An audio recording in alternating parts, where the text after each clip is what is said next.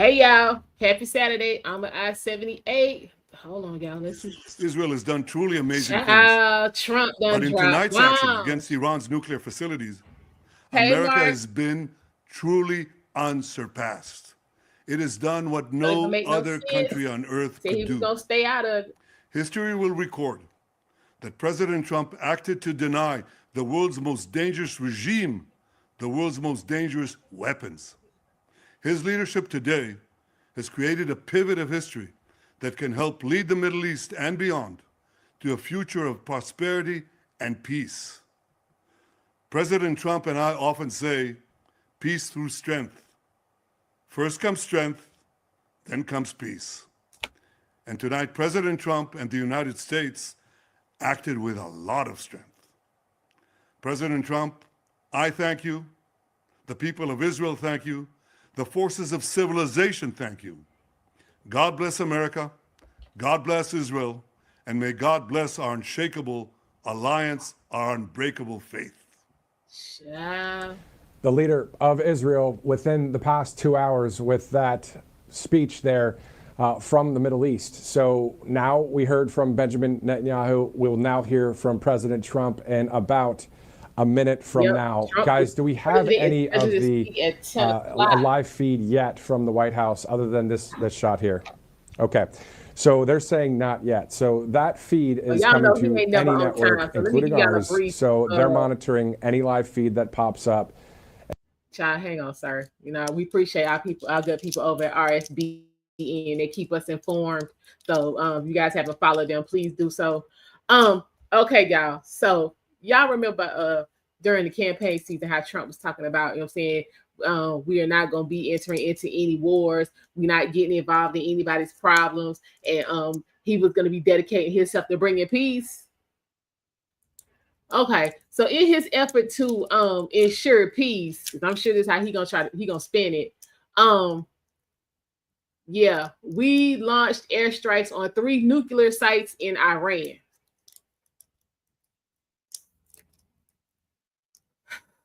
Child, okay, so say marking major escalation and ongoing conflict between Iran and Israel. So that was the prime minister of Israel that was on the screen when we first came on. So he, you know what I'm saying, is grateful for Trump, you know what I'm saying, dropping them bombs. Y'all, I don't even understand. I don't understand because he said he was staying out of it. But staying out of it has turned into we dropping bombs. Well, my thing is that these folks been fighting for forever. Like forever, ever. Why folks feeling like this gonna stop? This ain't gonna stop. That's not wrong. It is not gonna stop. Last time I checked, so yeah, I understand how you gonna, you know what I'm saying, float over there, drop bombs on their, you know what I'm saying, on their nuclear power sites and come on back over here like ain't nothing going on. My thing is if you did it and didn't tell nobody, then I might be able to go along with it. But you about to get on here and brag and tell everybody everything. So I don't really know how this is gonna work. So maybe he gonna explain that. Hopefully he does, because clearly right now I don't get it, Mark. I'm not quite understanding what's going on. I was in there trying to watch this Lifetime movie. And child, it was all over the place. So I'm gonna have to try that one more time. Hold on. Carried out massive precision strikes on the 3 key nuclear facilities in the Iranian regime, Fordow, Natanz, and Esfahan. Everybody heard those names for years as they built this horribly destructive enterprise. Our objective was the destruction of Iran's nuclear enrichment capacity and a stop to the nuclear threat posed by the world's #1 state sponsor of terror. Tonight, I can report to the world that the strikes were a spectacular military success. Iran's key nuclear enrichment facilities have been completely and totally obliterated. Iran, the bully of the Middle East, must now make peace. If they do not, future attacks will be far greater and a lot easier. For 40 years, Iran has been saying death to America, death to Israel. They have been killing our people, blowing off their arms, blowing off their legs with roadside bombs. That was their specialty. We lost over 1,000 people, and hundreds of thousands throughout the Middle East and around the world have died as a direct result of their hate. In particular, so many were killed by their general, Qasem Soleimani. I decided a long time ago that I would not let this happen. It will not continue. I want to thank and congratulate Prime Minister Bibi Netanyahu. We worked as a team like perhaps no team has ever worked before. And we've gone a long way to erasing this horrible threat to Israel. I want to thank the Israeli military for the wonderful job they've done. And most importantly, I want to congratulate the great American patriots who flew those magnificent machines tonight, and all of the United States military on an operation the likes of which the world has not seen in many, many decades. Hopefully, we will no longer need their services in this capacity. I hope that's so. I also want to congratulate the chairman of the Joint Chiefs of Staff, General Dan Raisin Kane, spectacular general, and all of the brilliant military minds involved in this attack. With all of that being said, this cannot continue. There will be either peace or there will be tragedy for Iran far greater than we have witnessed over the last 8 days. Remember, there are many targets left.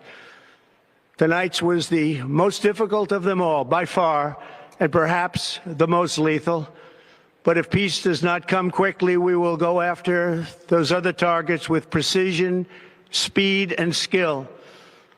Most of them can be taken out in a matter of minutes.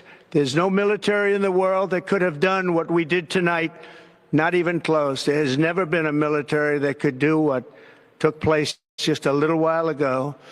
Tomorrow, General Kane, Secretary of Defense, Pete Hegseth will have a press conference at 8 a.m. at the Pentagon. And I want to just thank everybody, and in particular, God. I want to just say we love you, God, and we love our great military. Protect them. God bless the Middle East. God bless Israel. And God bless America. Thank you very much. Thank you.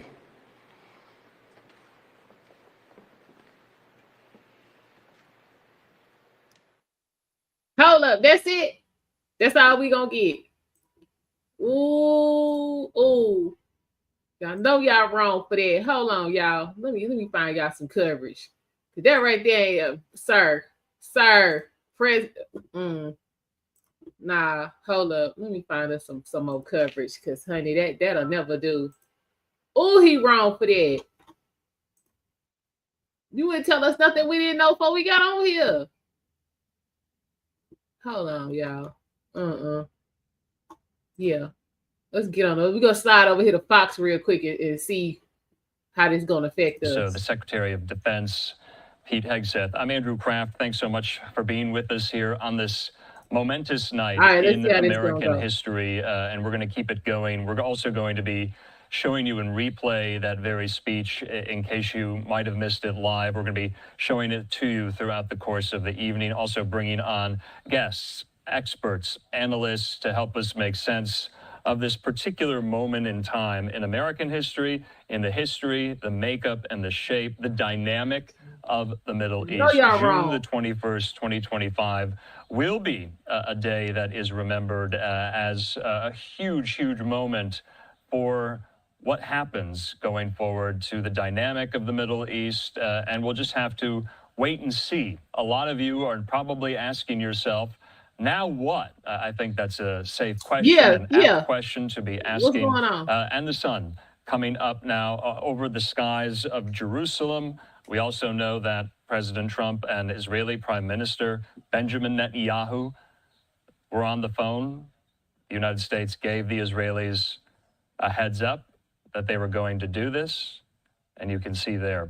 In the meantime, speaking of the Israeli leader, we also got on social media a message from Prime Minister Benjamin Netanyahu as well, thanking the Trump administration. What we want to do right now, we want to show that video to you as well. Again. Let's listen to this.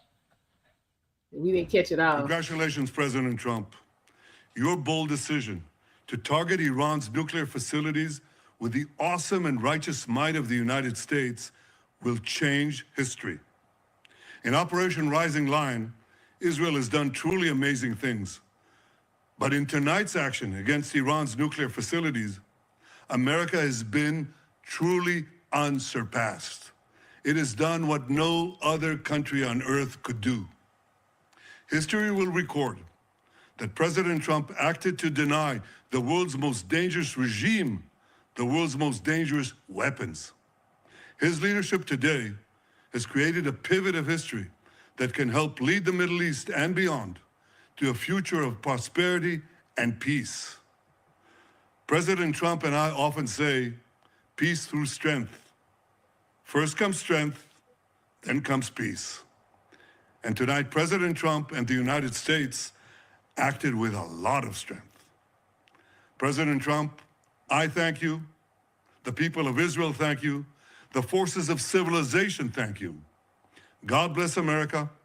God bless Israel. And may God bless our unshakable alliance, our unbreakable faith. Okay, so there you have it. That was the message from Israeli Prime Minister Benjamin Netanyahu. I thought we was worried about China and Russia. We still putting Iran up there with them. Update on Operation Rising Lion that we have been following ever since last Thursday when I was on the air with you when Israel launched those preemptive strikes on sites in Iran here. So what we want to do right now, because there's a lot of moving pieces to this story, it is fluid, it is breaking, it is developing. If you missed it live, we want to play it very brief from President Trump here. Let's re-rack it. Let's show it to you in case you might have missed it. Thank you very much.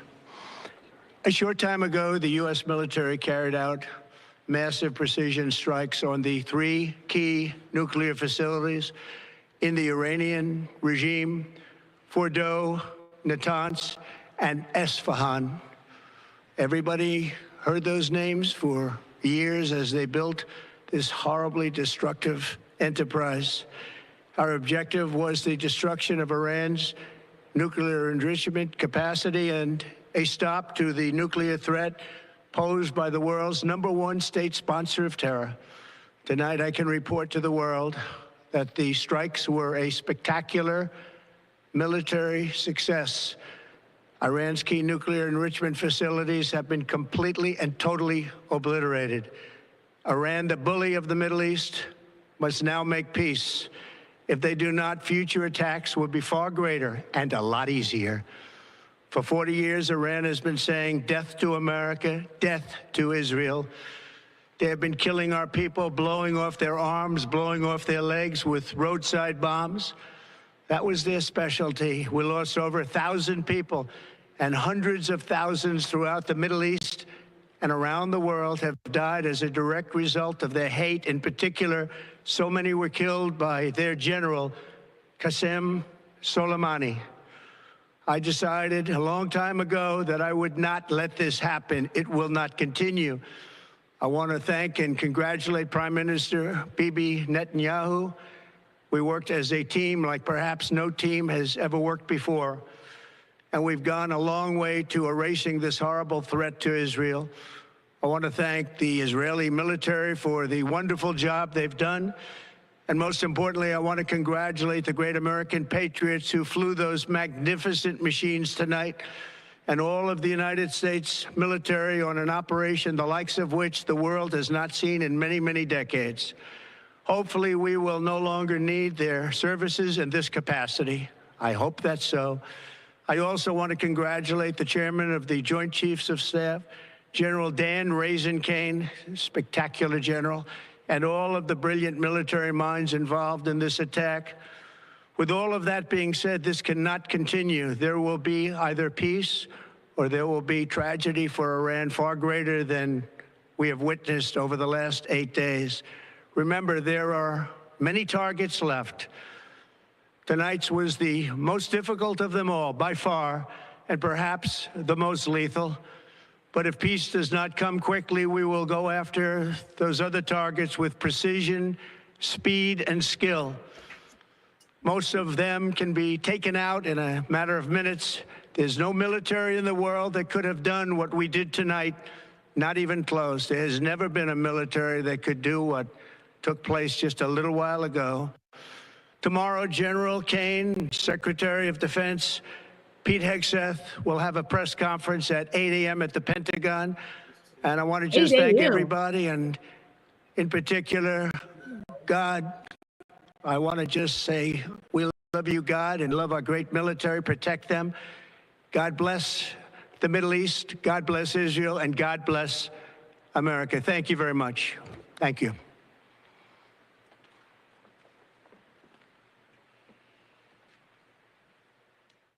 Okay, so Andrew Kraft back here. Wanted to replay that for you in case you might have missed it, saying that he and Netanyahu worked as a team, congratulating the Patriots who flew the bombers and the planes, congratulated the chairman of the Joint Chiefs of Staff, Raisin Kane, and says this could not continue, saying we needed peace, saying also there are many targets left, say he will go after other targets if deals are not reached.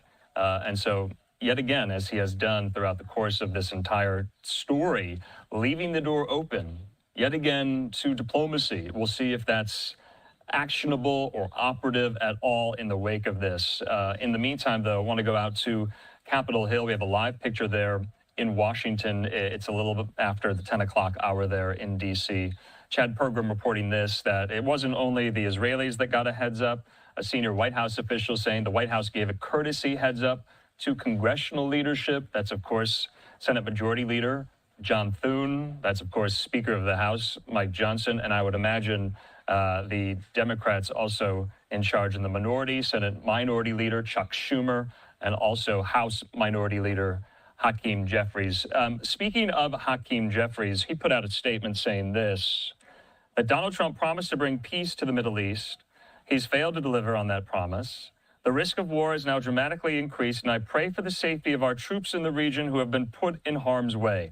President Trump misled the country about his intentions, failed to seek congressional authorization for the use of military force, and risks American entanglement in a potentially disastrous war in the Middle East. Jeffries says, first, the Trump administration bears the heavy burden of explaining to the American people why this military action was undertaken. Second, Congress must be fully and immediately briefed in a classified setting. Third, Donald Trump shoulders complete and total responsibility for any adverse consequences that flow from his unilateral military action here. In the meantime, back out live there to the U.S. Capitol. Also, some other news made in that very, very short statement by the president that at 8 o'clock a.m. Eastern time tomorrow morning, there will be a press briefing at the Pentagon. Secretary of Defense Pete Hegseth will be there, and Chairman of the Joint Chiefs, General Kane, will be there as well, taking questions from reporters. So, of course, here on Live Now from Fox, we will be showing you that press conference live in its entirety. Okay. 8 a.m. Eastern tomorrow, Sunday morning, 5 a.m. Pacific time. In the meantime, we still have my colleague and friend, of course, national security analyst and expert and retired Marine intelligence officer, Hal Kempfer, still on the horn after so many hours. Hal, you and I have been on the air for so many of these historic moments. I would say that this is one of the most major ones, and it's always a pleasure. And I know you're traveling, and so we thank you for your time. So I got to ask, and you heard me say this question, what now? You heard Hakeem Jeffries in that statement saying that the president needs to reaffirm, explain to the American people why this was needed. Did he do that in that brief statement? You know, Andrew, I kind of listened to it, and I think he kind of did. I don't think there's any more explanation that needs to be put out there. I think he kind of explained the imperative of why the strikes took place now. He also outlined some things that I was kind of curious about, which was how much communication was there, coordination, if you will. You know, they informed leaders of Congress, which I thought was really good. That was something that, you know, the president should do, but I was glad to see that that did happen. It also kind of cleared up any doubts about how well this was coordinated with Israel. It had to be coordinated to a high degree, simply because they had to deconflict airspace and a lot of other things. So it wasn't like Israel was going to be caught off guard that we were sending B-2 bombers into Iranian airspace, or that we were launching Tomahawk missiles. So that all had to be coordinated regardless in terms of what was happening there. But I think probably one of the biggest things there, and by the way, he did kind of illuminate the battle damage, if you will, in terms of how much destructive force was used. He basically clarified as if there was any doubt that the Fordo facility was gone, and that the other two sites were also, essentially neutralized. But the other thing was, what is the intent going forward? And on the one hand, he's handed out the olive branch, if you will, saying, look, diplomacy. At the same time, he's raised a sword of Damocles and saying, and I think he's made that very clear. And he's also said, not only is a sword of Damocles here, we have a list of targets that we're looking at. In other words, planning, preparation, the forces are in place, everything to follow up on that. I don't know if I would have go to that tell you, far. when you're negotiating on the national security side of the house, it is good to have a very credible threat in hand to say, let's try and work this out, or here's the alternative. Okay. And I think we removed all doubt that the U.S. will launch or do something because, well, frankly, we just did it. Yeah. So Hal, I have to say there's kind of two thoughts in my head right now at the same time, maybe President Trump's too, is, he left open the door for diplomacy. He used the word deal again, but said if that is not operative, that there also is the door open for more strikes and more targets from the United States. And so I think a lot of people are asking, our viewers are maybe asking themselves, what next? Will there be more? Is that safe to ask that question, the uncertainty of that right now? It's kind of a wait and see, is it not? I think it is a wait and see. On the other hand, that's a very legitimate question to ask. Okay. And what he has done is he has removed the doubt that the U.S. is prepared to do more than what we just did. The question is, was this a proverbial one and done? Was this going to be our sole thing that we were going to do in that conflict and then walk away? And he's left it open that, no, we're ready to do more. Of course, the other part of this is, what will be the Iranian response? Will they start targeting U.S. bases in and around the Arab or Persian Gulf? Will they, start doing some other things around the world using their proxy network or their clandestine network or something like that? What will be the Iranian response to this? And of course, that will help drive what our follow-on actions would be to counter that response and to deal with the nation state of Iran. Yeah. So he's kind of left this wide open, but it's rather interesting. I really think, look, how did we get here? He opened up that 60-day window. He said, look, I'm going to have 60 days to negotiate something with Iran. And Iran basically did what Iran always does in these negotiations, which is they kind of played around. They wouldn't make concessions, and they'd come back with this over-the-top rhetoric and stuff like, we're not going to do anything, and to the point is, I think at one point they were almost asking for Israel to surrender. It's a language almost that strong. It wasn't quite that way, but I was like, really? That's how you're going to negotiate this thing? And I was listening to this, and I was like, we're really not making a lot of progress here.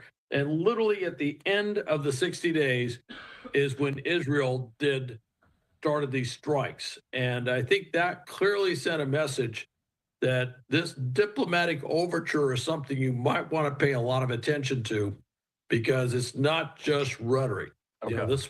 You fail to do it, there will be consequences. And I think that at this point, with President Trump saying what he just said, the consequences side of that is absolutely unambiguously clear to Iran. What will happen going forward? I see. Hal, all week I've been asking you the question and posing it this way, that Israel couldn't strike these sites, these nuclear sites, without our help.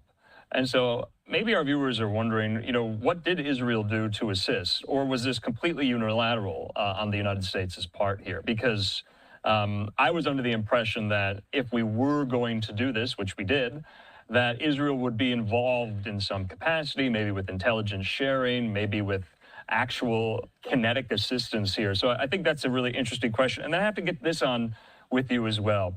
The misdirection, if you want to die, go ahead and do that. The to rest of me, we're not been claiming so that. impressive. To the point, remember, there was a lot of talk today about If this that's the case, they'd already fleet of done it. B-2 bombers, it was reported, flying towards Guam, west. And then you have to think, well, why would they be flying west? Jennifer Griffin reporting this. The mission followed reports, of course, of 6 B-2s taking off from Whiteman Air Force Base in Missouri around midnight last night. While initial chatter suggested the aircraft were headed west toward Guam, Jennifer Griffin noted the true flight path was likely east, directly toward Iran, in what appears to have been a calculated deception. How much did that throw Iran off guard? Well, I will say this. The art of war is deception, and misdirection. And this was very well done. It was, they said they're going west. I actually, I was sitting there doing the math. I'm like, you don't really gain much by forward deploying our bombers to Guam. And by the way, I should mention, I've been to Guam a lot. I've been on Anderson Air Force Base. I've seen the hangars where the B-2s are stored. I mean, I'm very familiar with that, but the math just doesn't support it. The only thing you really gain out of it is that if you're going to do a really long range mission out of Guam, you don't get anything in terms of range. But if you're doing a long range mission, you may not have to overfly some places that you otherwise would have to overfly, which is kind of important when you're doing long range bomber missions. But there wasn't a whole lot that was gained from doing that.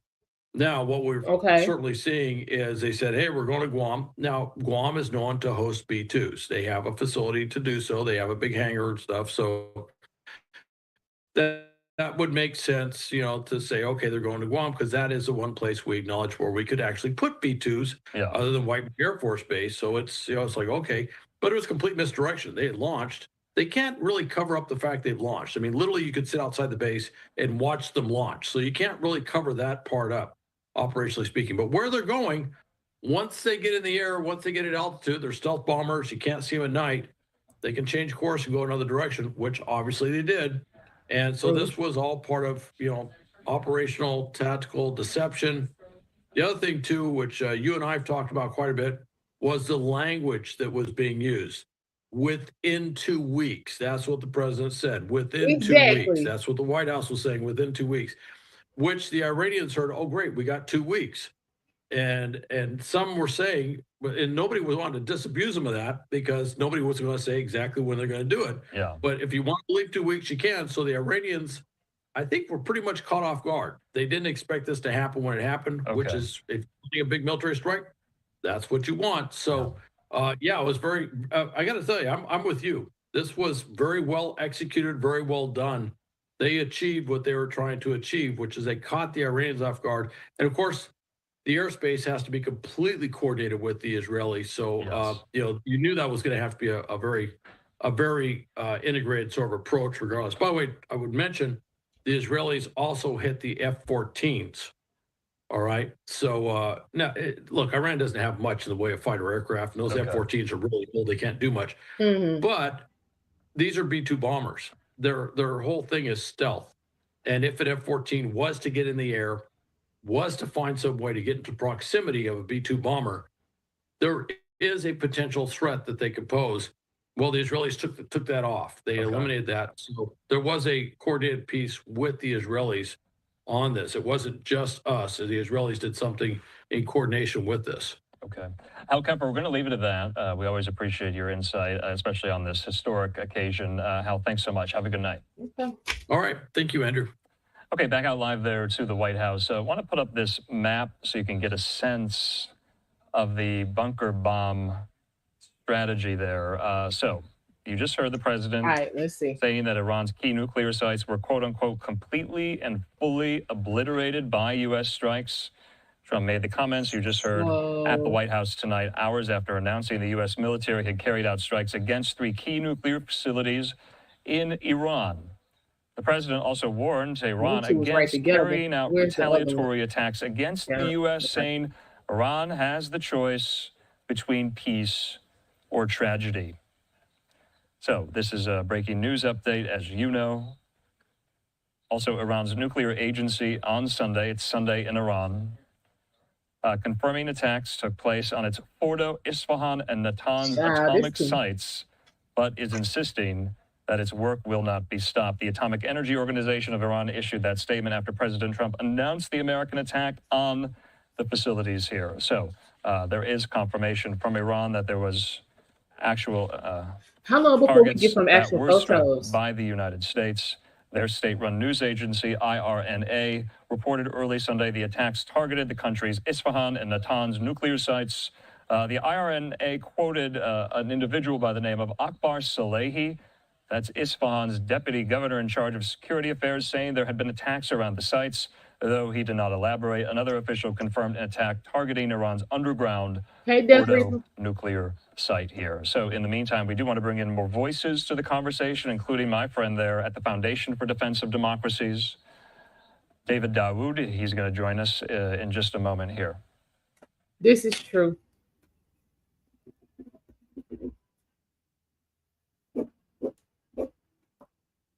What happened? We're going to pop around and see what some of the other folks like I said here, about. David Dawood joining me. We are in full breaking news coverage here. We want to thank everyone for watching on this very late Saturday night. David, thanks for joining us on this late Saturday night, but it's a historic occasion, a historic, momentous occasion here. I'm going to ask a simplistic question that may sound somewhat glib, like this is good history. Simplistic to viewers. Has the United States ever struck targets inside Iran? Have we ever used military force inside the country of Iran? No, not to this extent. There was Operation Eagle Claw, which was meant to rescue American hostages that were held by affiliates of the government of Iran after the revolution. That unfortunately failed. The hostages were not rescued. They were released upon the President Reagan taking office. But this is unprecedented for the United States to have struck Iran at all internally and definitely in this manner. So, David, I have to ask this, and maybe this is unanswerable right now. I mean, President Trump did say Iran's nuclear program is completely obliterated after tonight here. How will we know that? Will we have, people on the ground who can confirm that? Yes, the president is saying that here, but as far as Iran's nuclear program, where does it stand right now? What phase is it in? Is it completely decimated, like the president says, or is it too early to know? Well, right now, I'd say it's too early to know. The Iranians themselves are saying that the fissile material was moved out of the facilities prior to the strikes, or much earlier than the strikes they were claiming. Now, look, is that true? Is that a face-saving claim so they can walk down the escalatory ladder? Right now, these strikes put them in a position where they may have to respond in some fashion. They've been threatening to attack U.S. assets and U.S. personnel for some time. If any strike by the United States occurred in Iran, now it's time for them to put their figurative money where their mouth is, and they may not want to do that because there will be consequences. As President Trump said, "You attack us, we're going to keep attacking back." So it may be that this is their way, claiming that the fissile material was moved to be able to walk this back and not follow through on these threats. It may be true. I think time will tell more so than anything. We have the intelligence that the Israelis were able to gather on location of these sites, nuclear scientists. I mean, obviously that's going to be put into play to figure out what the state of Iran's nuclear weapons program, its nuclear program period, but particularly its nuclear weapons program is after these strikes. But that may take some time to make that full assessment. I mean, we have a live picture there over Jerusalem as the sun comes up right now. And obviously, I don't have to say this, I'm going to reiterate it, but we know when Israel launched the preemptive strikes last Thursday, Iran retaliated in kind, and it's been this tit for tat ever since. Now, the dynamic of whatever Iran does in retaliation will look different.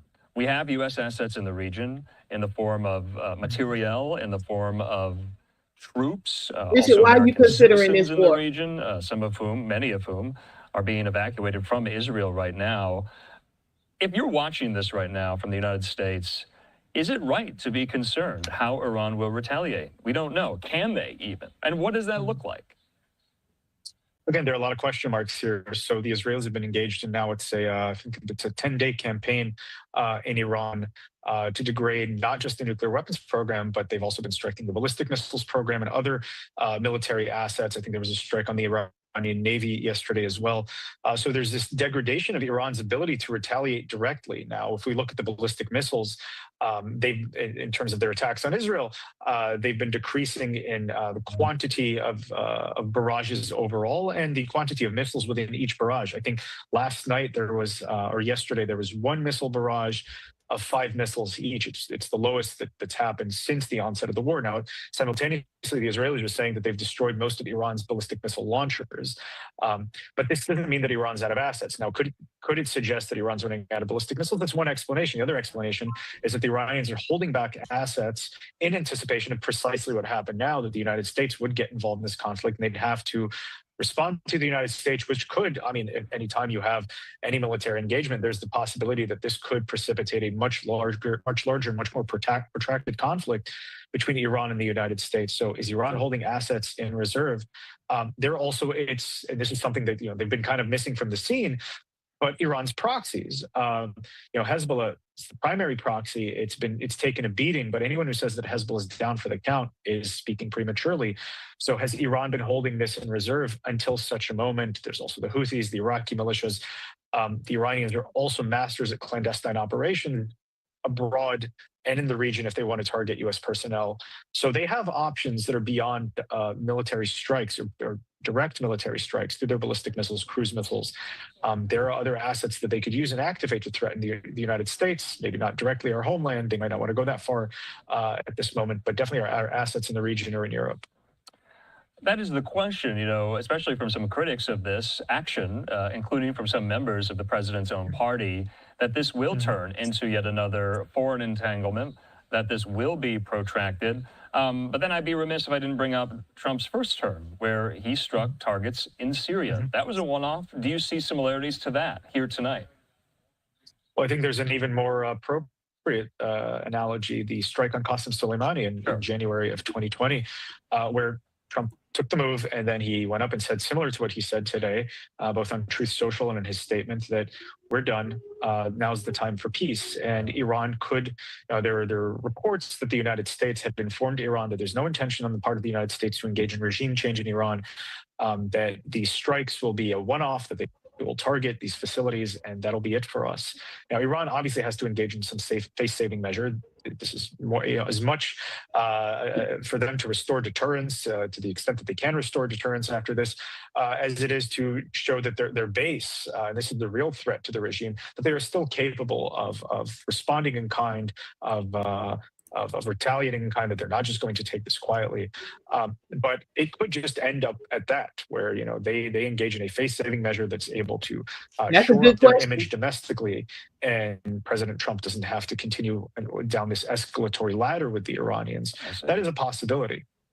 So, David, a lot has been said about Israel's role in all of this, that they are really doing the dirty work on behalf of Western civilization, if you want to characterize it as follows. Well, at this point, ain't no boots on the ground, a scenario where, talking about Iran's retaliation to this tonight, that they would also, bear the brunt of whatever Iran does. Israel, that they will suffer the slings and arrows of what we have done and still the skies of Tel Aviv, Jerusalem, Haifa, and the like here. Do you think that could happen? It's very much a possibility. The Home Front Command, just prior to President Trump speaking, had issued updated instructions to, they loosened requirements in the past couple of days because Iran's ballistic missiles attacks had become less frequent. Like I said, fewer missiles per barrage. The Israelis were able to contend with them better, and now they've raised those alerts again. So I think the Israelis are expecting some kind of retaliation. And look, let's be honest here. The Israelis fired the first blows in this. They paved the way today. There were reports today that the reason the B-2 bombers were able to make it into Iran safely and out was because the Israelis were destroying Iranian assets along the way that could have impeded the movement of these B-2 bombers. So the Iranians are aware that the Israelis are involved and that they contributed to this strike. So there very well could be a retaliation against Israel. Okay, so some more kind of philosophical questions right now. I'm not even sure if it's time for that because this is still a breaking news story, but you and I talk about the 30,000-foot view from this. Is it naive to say that after tonight, Iran will no longer have a nuclear program? Because I was asking guests like yourself all week, But what y'all think? Did they have some kind of backup plan? Only regime change for Iran to give up their nuclear program here, or not? I mean, clearly President Trump says their program's no more after tonight. The Ayatollah is still alive, still in charge. That might be a little regime presumptuous change at this question point. right now, not the question we should be asking, or premature, because you have to separate the two. Who's in charge of Iran and their nuclear program? Look, again, I think it may be too soon to tell. What the Iranians are saying is that you can destroy these facilities, you can destroy the centrifuges, but you can't destroy the know-how. What the Israelis are proving is that they can destroy the know-how.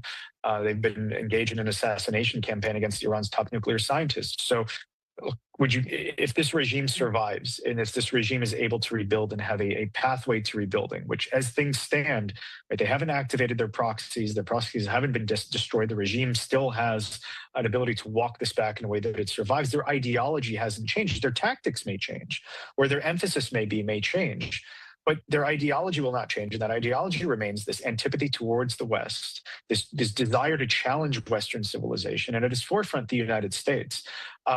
Does that mean that they'll go back to rebuilding a nuclear weapons program immediately? Again, I think if enough Iranian nuclear scientists have been killed, that won't be as easy as just let's rebuild the buildings and restart the centrifuges. So it'll have to take, again, redeveloping the know-how, and that could take a long period of time. Look, I do think that the only way this ends, the only way that Iran's threat to the region, both conventional and from weapons of mass destruction, ends is with a change of this regime. Okay. It doesn't seem on the table now, but that does not mean that the nuclear weapons program will return in the immediate term, even if this regime survives. Because some of the critics of this action tonight are saying and have said along the last week that they'll just restart it eventually. It's only a matter of time. They can regroup. So we'll just have to your point, wait and see. Let's talk about on the ground in Iran. We're anticipating, we're waiting to see if we see it. Any images or videos of the strikes themselves or the aftermath. So for our viewers who are keenly aware of that, we're looking for it. Haven't found it just yet. Were there people, everyday Iranians, who go to work at these sites each and every day? Were they there during the strikes, or were they evacuated? Because something else that I've been discussing with experts like yourself, bombing with 6 bunker busters, those are 30,000-pound bombs each, nuclear sites, that dredges up a lot of radioactive material in the air, in the ground, in the wake of the explosions here. So are you looking at a potential kind of nuclear fallout from just the bombing of these sites in the air in Iran, on the ground in Iran? Do you think that's happening right now? From what we're hearing, it's not happening now, and there's no immediate reports on civilian casualties or casualties among those who are working at the facilities. But as far as we can tell, there's, again, this is too soon to tell, but the Iranians aren't reporting any nuclear fallout. I will say about your earlier comment about the critics of the strike, look, perhaps this only delays Iran by a few years and that they will regroup eventually. But I think there's a benefit to distancing Iran as much as possible from possession of a nuclear weapon. This is a very dangerous regime. Prime Minister Netanyahu likes to call it the world's most dangerous regime. I think that's a question up for debate whether it is or it isn't, but it is a dangerous regime. It is a regime with a dangerous ideology. And we've seen the havoc that Iran can wreak without a nuclear weapon. Imagine what it could do if all of its militias and all of its regional destabilization had a nuclear umbrella behind it. So distancing this regime as much as possible from a weapon, even if it's 2 years, 3 years, 5 years, however much it is, that is a net benefit to the United States. It's a net benefit to Israel. It's a net benefit to the international community. I don't know what if what these critics have as an alternative. If Iran was indeed weeks or months away from a nuclear weapon, is it not better? I pose the question back to them: is it not better than to have them mere weeks and months away from a nuclear weapon, to have them 5 or 10 years away from a nuclear weapon? Okay, so David, you just made the case to the critics that I've been kind of following all throughout the last 2 weeks here. What if they don't buy those arguments? What is the alternative to your point? Because the arguments of the critics are the United States does not need to enter into another foreign entanglement, a la the Iraq War, that this is not in U.S. national security interest. Of course, the president has said, no, it is. And he is kind of not really listening to some of those voices, even coming from within his own party here. So I think you expertly kind of made the case. But if one of those critics was on with us right now, I mean, how would you respond? What would your retort be to them? Mm-hmm. I would say they don't understand the nature of the Iranian regime. Yes, they view this in kind of an immediate term threat assessment, where in the more immediate term, yes, the Iranians are a bigger threat to the state of Israel. Israel is the only country that Iran has slated for destruction. But at the same time, let's understand the reason for Iran's enmity towards Israel. It's not, I often like to say it's not that they hate us, the United States, because we support Israel. They hate Israel because it's an extension of the United States. And don't listen to David Daoud saying this. Listen to Hezbollah, which is an Iranian asset, saying this. I'm an expert on Hezbollah. This is what I know best. They keep calling Israel a forward military base and a tool of the United States. The narrative, even on the 2006 Israel-Hezbollah war, is that Israel did not want to enter that war at the time, and the United States. I know they're my peoples. Hold on, let's see what's going on over here real quick. But yeah, y'all, I don't think we're going back over there. But I don't really understand why we went over there in the first place. Them people been fighting since the damn beginning of time. Let them handle their business. We need to stay out of there. Let them handle all their business. Okay, yeah, we got some Sky News. Your site is found. Other countries are also not members of that. Russia is not a member of that. Has not ratified, does not abide by that protocol. So it it very much depends on what is the law that applies to the countries at issue. Well, Iran's foreign minister had a few days ago said that if there had been any U.S. direct involvement, it would be a very, very dangerous situation going forward. The Iranians had remained defiant, saying that they would retaliate. Where do you think this leaves Iran now and their capability to potentially hit back? Well, there's certainly a number of U.S. targets in the region. The U.S. government seems to have been taking steps to limit the vulnerability of those targets, evacuating some non-essential personnel and so on. And it's also clear that Iran's own capabilities to strike have been significantly degraded over the last year. And so it's really a question as to whether or not the Iranians want to take this war to the next level, or whether they understand that there's not a good opportunity for them to actually win a war at this time if they bring in the U.S. with its full force of military capability. We heard from President Trump earlier in that address to the nation. He very much hinted that he wanted peace, and if the Iranians didn't play ball, there were hints at further strikes, although he wanted to avoid that. He wanted peace through strength, and he's shown that strength, and now he wants the Iranians to come to the table for peace. What are the chances of that? I think it's very hard to know at this point. There's really, if they've been successful in this latest strike, as has been claimed, there's very little left to attack on the nuclear front. And so the additional U.S. targets that seem to be hinted at are going to be likely not nuclear facilities, and it's unclear exactly what the impact of those strikes would have. But I think it's some really challenging questions facing the Iran regime right now. All right, Laura Holgate, former U.S. ambassador to the International Atomic Energy Agency. Great to get your thoughts and your assessment of these developments this morning. Thank you for joining us here on Sky News. Great to be with you. Well, let's take another listen now to what President Trump had to say in that address. Y'all who didn't catch it, here you go. A short time ago, the U.S. military carried out massive precision strikes on the 3 key nuclear facilities in the Iranian regime: Fordow, Natanz, and Esfahan. Everybody heard those names for years as they built this horribly destructive enterprise. Our objective was the destruction of Iran's nuclear enrichment capacity and a stop to the nuclear threat posed by the world's #1 state sponsor of terror. Tonight, I can report to the world that the strikes were a spectacular military success. Iran's key nuclear enrichment facilities have been completely and totally obliterated. Iran, the bully of the Middle East, must now make peace. If they do not, future attacks will be far greater and a lot easier. For 40 years, Iran has been saying death to America, death to Israel. They have been killing our people, blowing off their arms, blowing off their legs with roadside bombs. That was their specialty. We lost over 1,000 people, and hundreds of thousands throughout the Middle East and around the world have died as a direct result of their hate. In particular, so many were killed by their general, Qasem Soleimani. I decided a long time ago that I would not let this happen. It will not continue. I want to thank and congratulate Prime Minister Bibi Netanyahu.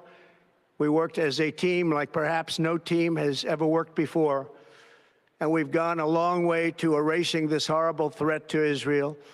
I want to thank the Israeli military for the wonderful job they've done. And most importantly, I want to congratulate the great American patriots who flew those magnificent machines tonight, and all of the United States military on an operation the likes of which the world has not seen in many, many decades. Hopefully, we will no longer need their services in this capacity. I hope that's so.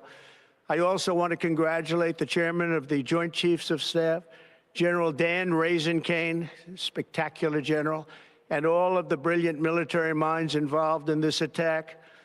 With all of that being said, this cannot continue. There will be either peace or there will be tragedy for Iran far greater than we have witnessed over the last 8 days. Remember, there are many targets left. Tonight's was the most difficult of them all, by far, and perhaps the most lethal. But if peace does not come quickly, we will go after those other targets with precision, speed, and skill. Most of them can be taken out in a matter of minutes. There's no military in the world that could have done what we did tonight, not even close. There has never been a military that could do what took place just a little while ago. Tomorrow, General Kane, Secretary of Defense, Pete Hegseth will have a press conference at 8 a.m. at the Pentagon. And I want to just thank everybody, and in particular, God. I want to just say we love you, God, and we love our great military. Protect them. God bless the Middle East. God bless Israel, and God bless America. Thank you very much. Well, that was President Trump. And reacting to the U.S. strikes on Iran's nuclear facilities, Israel's Prime Minister Benjamin Netanyahu has thanked President Trump and said that history will record that he acted to deny the world's most dangerous regime. Congratulations, President Trump.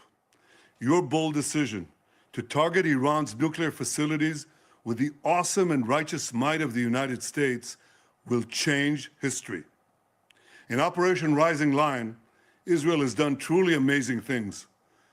But in tonight's action against Iran's nuclear facilities, America has been truly unsurpassed. It has done what no other country on earth could do. History will record that President Trump acted to deny the world's most dangerous regime the world's most dangerous weapons. His leadership today has created a pivot of history that can help lead the Middle East and beyond to a future of prosperity and peace. President Trump and I often say, peace through strength. First comes strength, then comes peace. And tonight, President Trump and the United States acted with a lot of strength. President Trump, I thank you. The people of Israel thank you. The forces of civilization thank you. God bless America. God bless Israel. And may God bless our unshakable alliance, our unbreakable faith. All right. Israel's okay, now we're gonna see what other YouTubers got to say about this. Give me a hot second. We get ready to go check in on a good friend of the channel's Cellulite Podcast. We're gonna see what he got to say about this. As you know, he's been a supporter for a minute. And he's actually a mod over here on my channel. So let's see what he got to say about this. Not be able to produce the uranium amount needed to produce a nuclear weapon. That was supposed to be a part of the agreement. But now, like Iran has said, nuclear non-proliferation treaty will hold no significance. Tasnim news agency, the Fordow nuclear site has been attacked. Radiation leak reported now at Iran's Fordow nuclear facility. So from the nuclear bombing, from the bombing from the B-52 bombers on the Fordow facility, there appears to be a leakage of some kind. An hour ago, Ismail Qaani, commander of the Quds force, the Strait of Hormuz is not just a passageway, but a power cord in Iran's hand, and we will not allow anyone to threaten its security. Everyone that is coming over to from Almanine stream, please make sure that you like the stream. Please make sure that you subscribe and make sure that you support the channel. Greatly appreciate it. So, like I said an hour ago, the Ismail Qaani, commander of the Quds force, says the Strait of Hormuz is not just a passageway, but a power cord in Iran's hand, and we will not allow anyone to threaten its security. Jesus. All right. So then we have Iran. No, this is an hour ago. Iran says no peace negotiations with the U.S. and Israel. Negotiations now happen through power. Okay. And you can see that there's a rolling of what seems to be a nuclear warhead or a missile. Tootybug says, I believe that there isn't going to be a war, that everybody is going to just sit back down and shut the fuck up over there. Trump just gave a spanking. Yes. Let's continue. An hour ago from Iran, we vowed to make Trump and Netanyahu regret their actions. That's some deep talk right there. I just have to let you know. Netanyahu has been he's been saying a lot of things when it comes to Iran. He's been saying a lot of things when it comes to a lot of the wars or the actionable operations that has happened in the Middle East over the last, I don't know what, 10, maybe 15, maybe 20 years, if not more. But yeah, let's continue. An hour ago, IRGC official says, we will cut off your breath. 1 hour ago, Fordow has been completely emptied and evacuated for several months now. So Iran pretty much is saying that Fordow has been an empty site, that this attack on the Fordow nuclear site, the facility, was worthless. It was useless because it's been empty. And if that is true, then that means that Trump just bombed unnecessarily no body, that it was just an empty building. Let's go. An hour ago, Iranian Revolutionary Guard says time to punish the United States. Did I comment here? I think I'm going to comment here. All right. So let's continue. From Iran, Iranian official says the nuclear sites have not suffered irreparable damage. And then breaking, Yemen's Ansar Allah warns America, be ready to bear the consequences. Okay. Then we have an 8-second video where it says breaking, massive explosion at Fordow, bunker busters do that trick. That is a very large explosion.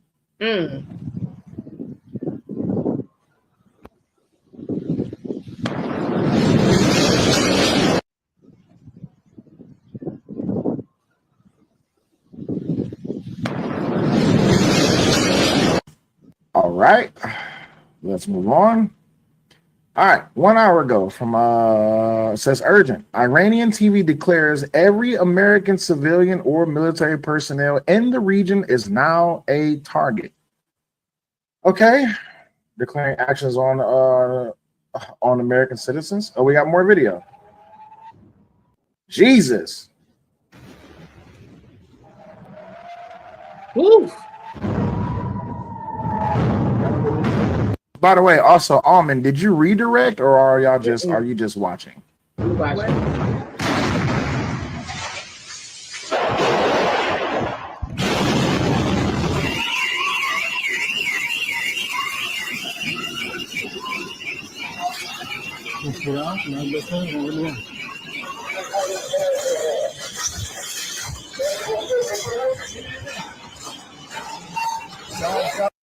All right, let us continue. The war has just begun against the United States. 1 hour ago, they reposted a screenshot from a Donald Trump tweet in 2011. Says, in order to get elected, Barack Obama will start a war with Iran. They're saying that Trump is a fraud. Okay, that didn't age well. Also, June 22nd, 1941, Hitler attacked the Soviet Union, believing that Moscow would fall in a month. 2025, Trump attacked Iran, believing that Tehran will fall in a day. Iranian TV, war songs are now being broadcast. Iran's Fordo nuclear facility stands opposite Israel's Damina nuclear facility. Ooh-wee. More propaganda. Mr. Trump, you started this. We will be the ones to finish it. All right. Iranian Revolutionary Guard. The U.S. must await severe punishment. We will target all American interests in the Middle East. Jesus. All right. More threats. 1 hour ago, a statement from the Atomic Energy Organization of Iran is expected within minutes. Breaking Iranian television. Stay away from American bases. Okay.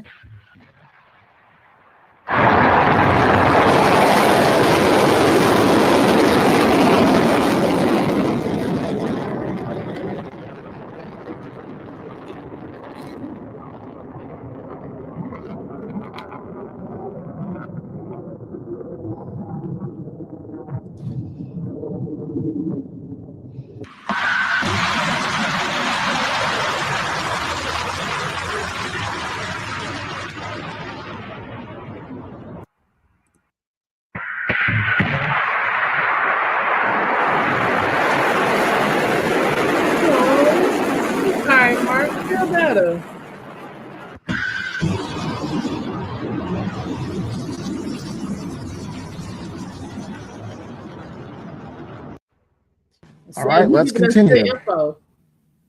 1 hour ago, this looks like, I don't know who that is. 1 hour ago, this wasn't just a strike. It was a declaration of war, and Iran accepted. Oh, Jesus. Tootybug says, to totally collapse the Iranian nuclear system, because it's so deep underground, it has to be done in 2 phases. The first phase is to soften the top layers of ground. That was tonight. The second, absolutely. Iranian Atomic Energy Organization, we will take legal measures to defend our legitimate rights. We have more footage.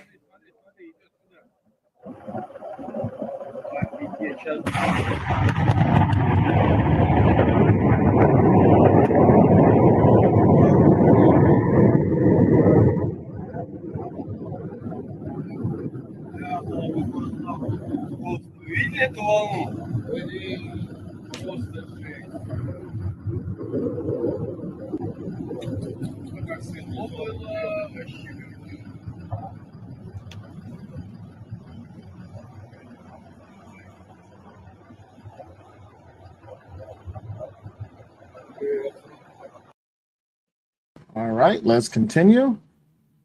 Breaking the unusual, footage of the U.S. strike on Iranian nuclear facilities has emerged. Netanyahu, the Middle East is a historic turning point thanks to Trump. Breaking news. Congresswoman AOC calls on Trump to be impeached over illegal attack on Iran. We're not doing that. Okay. You need to go sit down somewhere.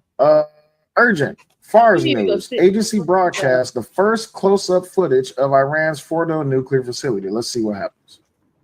She need to go sit down.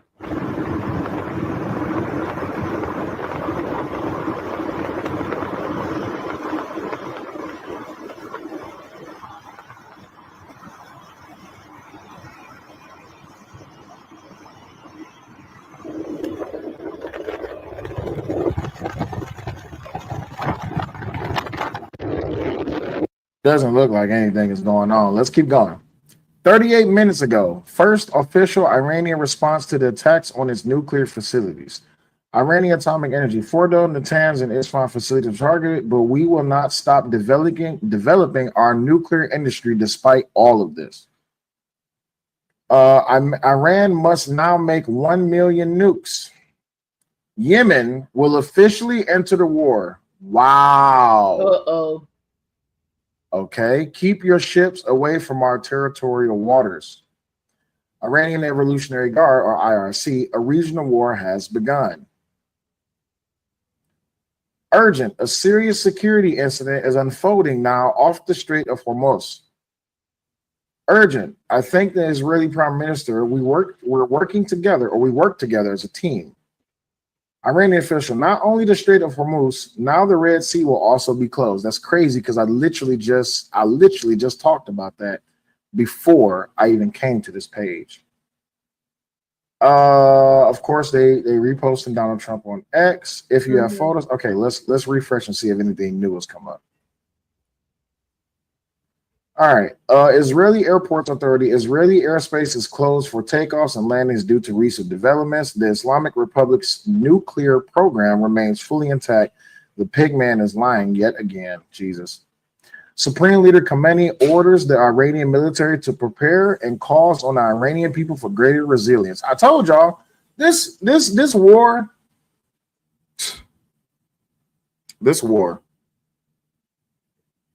All right. It's not ours, so we need to stay. I don't know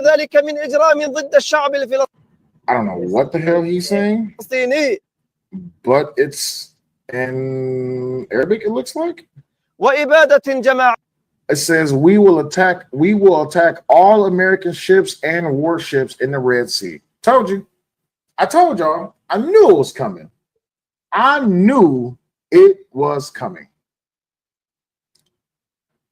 don't want to play it because I don't understand the language. And also, there's no caption for English, so we're just gonna move on. Okay. The Houthis, Trump will face consequences after the attack on Iran. Breaking and unusual right now. About 50 large oil tankers are trying to exit the Strait of Hormuz. The oil industry seems to be preparing for a possible closure of this critical waterway soon. Consequently, oil prices are expected to surge significantly. So, for those of you that's watching, if you already don't have gas and you already don't have oil, I need you to understand something. Shit is about to get real, and that shit's about to fucking skyrocket. Do you put a one in the chat if you're understanding what I'm saying? Gas and oil is about to go up. Tootie Bug says, did y'all notice he pissed off how pissed off Trump was? He did not want to do this. He is not about killing people. He was forced into this. That's a good point. That's a good point. That's a good observation. Today will be a dark day for Trump and Netanyahu. Okay, Yemen says they're ready to attack. Contrary to the plan, wait, we have clips? Okay, hold on. We got clips, y'all. Hold on. The most important part, I think, of the Trump doctrine of foreign policy is you don't commit America's troops unless you really have to. But when you do, you punch and you punch hard. I think that's the way that you respect America's brave men and women who are serving. Now, let me say something about when you say that, does that, like, for example, how President Trump beat the caliphate? It was overwhelming force and it was done pretty fast. How President Trump beat the caliphate, beat ISIS, which people said literally couldn't be done, and he did it in a matter of months. That doesn't seem that important. But it says, contrary to the Planet story in the media, that Vance was opposed to the war in Iran. Here's the day he received a VP nomination calling for U.S. to bomb Iran. Okay, cool. Full statement from the president regarding, Trump will we will respond with far greater. Oh shit. Okay, now we got a direct response from Donald J. Trump, gas mask in the building. He says, Netanyahu has been planning this for over 30 years. Absolutely correct. Netanyahu hates Iran. Let me make that very clear for everybody that is watching. Netanyahu hates Iran. I don't know how much clearer I can make that, but he absolutely, legitimately hates Iran. Yes, I know. I was getting there too, gas mask. Netanyahu also hates America, hates America, and also hates Iran. But he hates them more. He just hates us too. Donald Trump says any retaliation by Iran against the United States of America will be met with force far greater than what was witnessed tonight. Thank you, Donald J. Trump, President of the United States. That shit's about to get real. I told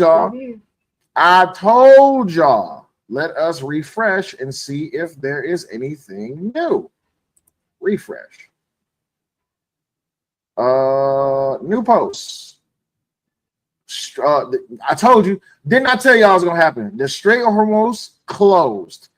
Baba al Mandeb Strait closed. I told you it was gonna happen. I told you it was gonna happen. 3 minutes ago, Fox News, U.S. sources revealed that the tunnel at Isfahan nuclear facility is deeper and sturdier than Fordo's site, making a strike by Tomahawk missiles nearly impossible. It is still unknown whether it has been destroyed or not. I told you they was going to shut that shit down. I told you they was going to do that. See, and now we got to get back to this. Israel is the only country that Iran has slated for destruction. But at the same time, let's understand the reason for Iran's enmity towards Israel. It's not, I often like to say it's not that they hate us, the United States, because we support Israel. They hate Israel because it's an extension of the United States. And don't listen to David Daoud saying this. Listen to Hezbollah, which is an Iranian asset, saying this. I'm an expert on Hezbollah. This is what I know best. They keep calling Israel a forward military base and a tool of the United States. The narrative, even on the 2006 Israel-Hezbollah war, is that Israel did not want to enter that war at the time, and the United States pushed a reluctant Israel to enter that war in order to create a new Middle East. The way they view the world is that the United States is, to quote Hezbollah, the head of corruption, the font of corruption, and everything flows from that, including Israel's military might. And the way that the Iranian regime views itself is that it is in this clash of civilizations, this Huntingtonian clash of civilizations with the West, which is primarily led by the United States. And it is their job, in order to push their view, their worldview, to weaken us in any way, shape, or form. So maybe they're not threatening us directly now, in the sense that the way they're ballistic missiles falling on Israel.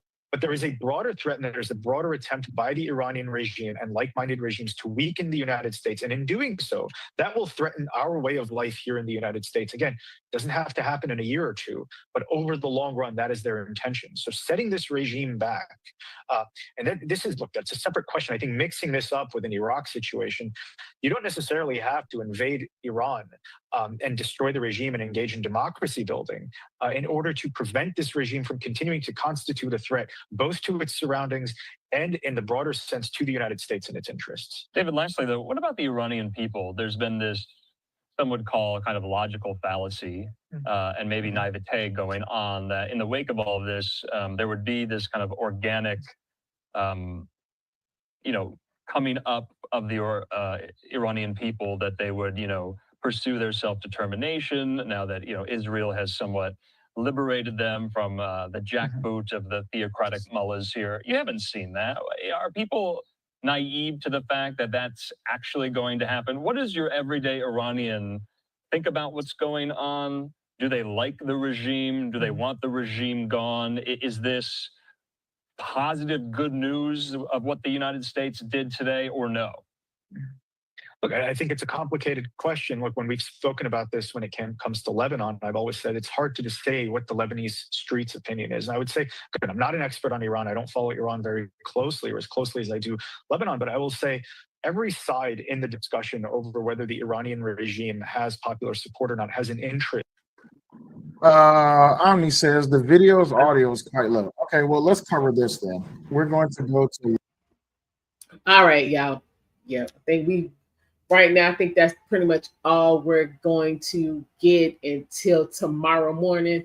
I will be covering that as well. But for a quick recap, earlier this evening, the United States launched airstrikes on 3 nuclear sites in Iran, Fordo, Natanz, and Escalating, knocking those sites completely out, and according to the president, completely destroying their ability to fight.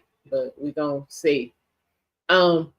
apparently the operation involved B-2 stealth bombers and used bunker busting bombs capable of penetrating deep underground targets. Okay, now originally President Trump said that he was going to take about 2 weeks to make a decision as to whether or not to launch these bombs. That was 2 days ago. So I guess somewhere along the way, 2 weeks became 2 days, and here we are. So they have vowed retaliation. We gonna see how that's gonna work. People about to get super paranoid and be out here acting crazy. So I would suggest again, gas is about to go up, so make sure you get some. But I wouldn't be walking around, you know what I'm saying, expecting bombs to drop out the sky.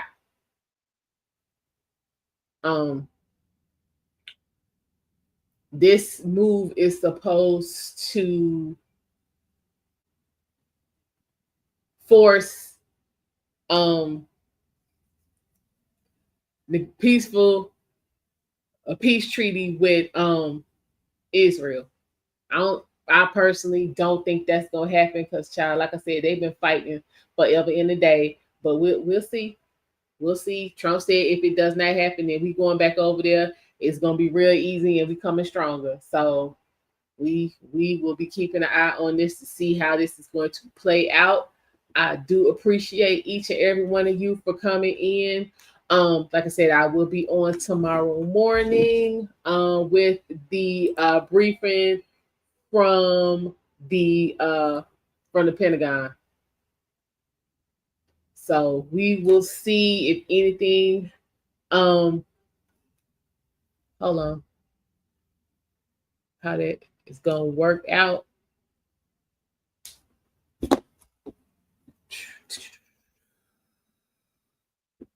Hold on.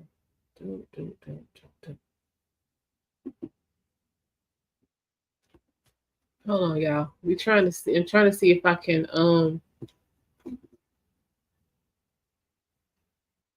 can redirect y'all over to Cellulite. Cellulite podcast. So let me see. Because he giving good information.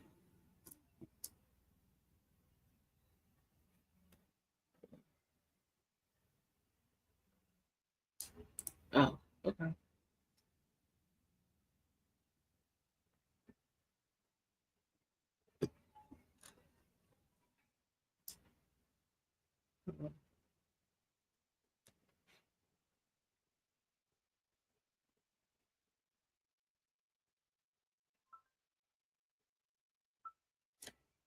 What?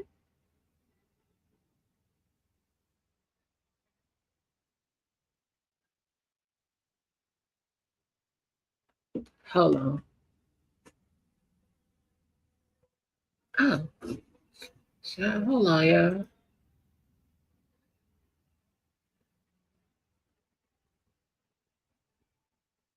Oh, wait, that ain't it.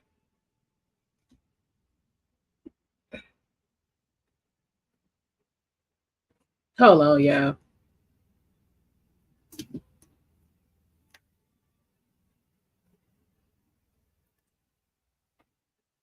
Are you serious?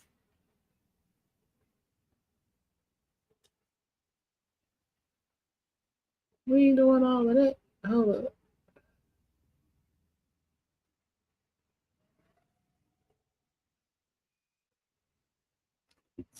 You gotta be joking.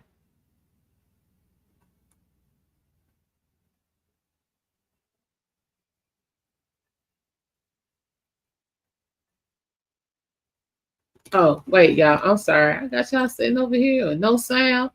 That's not what I said. I'm just curious what these. Nobody wants to pay attention. These are still human beings, right? They're not all evil, murderous dictators. They were all. I also 350 million of us. If these specific military assets try to attack Americans, I didn't say kill 90 million people. That's completely hyperbolic. You said glass Iran. Yes, glass Iran. But that's just being hyperbolic myself. I'm not saying glass and kill all of the civilians of Iran. That's absurd. I'm saying completely wipe out we've got plenty of other things we can hit. All of their oil refineries, all of their oil exports, that can all still be struck. I mean, that's a very So what is your plan? What is your plan for, if you totally destroy the country, there's nothing left, there's no economic generation, nothing there for these 90 million people to do. Where do you expect them to go? Is Israel going to take them? What other countries are going to be taking all the refugees that come out once you totally obliterate the entire country? Where do they go? Because they're sure as hell not coming here. Nick, would you folks is upset. Wait a minute, y'all. Killed over 92 million Iranians. Here, I support America. So wait, why are we? Come on, seriously, that's the word. No, but when you sit there, you're trying to do. Are we really holding 10 Americans hostage? You need to calm down. Or you're giving us an ultimatum? Like that's the only logical path here. That's not what that's a completely ridiculous misnomer. Let's not even discuss that. That's not even the way to think of it. But I'm saying that I feel like it's a very legitimate question, and the reason that I ask this question is because people are. It's not a totally illegitimate question. I'm gonna say what I'm saying here real quick, because you have to think ahead with this stuff. I know it's easy to get that war boner and decide that you're gonna blow up the entire country, but nobody wants to think about the after effects, because we do this with all the other countries where we go into Afghanistan, we bring back all these refugees, we go into Iraq, we bring back all these refugees, because that's what we're expected to do. We got to expect to rebuild the country after that. We're expected. I mean, you got to think a little bit here. You're getting ahead of yourself. I agree with that, but the deal is, what do you think? Hey, but hold on. So great, you're here to help us. Hold on a minute here. So, what would this response? What should the response be if they attack us again? That's the question. So if they attack us, what do we do? If they retaliate against us, what? I want to ask Henry something real quick, and I'm going to go back to your question. Henry, are you American? Yes. Okay. I'm just curious. Go ahead, Walter. No, I'm saying that's another foolish question. It's not a foolish question. Sure it is. Okay. It was open-ended. Why was it foolish? No, I made that stupid comment, by the way. No, so the reason why I asked that is because it's about priorities, right? Different people have different priorities when it comes to vested interests, and so I have a total vested interest in the future of my country. All right, y'all. I'm gonna go ahead and sign off right now, but we are going to redirect over to Cellulite Podcast. Again, I do appreciate each and every one of you for stopping by, liking and sharing the video. Again, I'll be on tomorrow morning with the presser from the Pentagon. You guys have a fantastic night. Don't worry about too much. Get some sleep, and I will see y'all in the morning. Bye.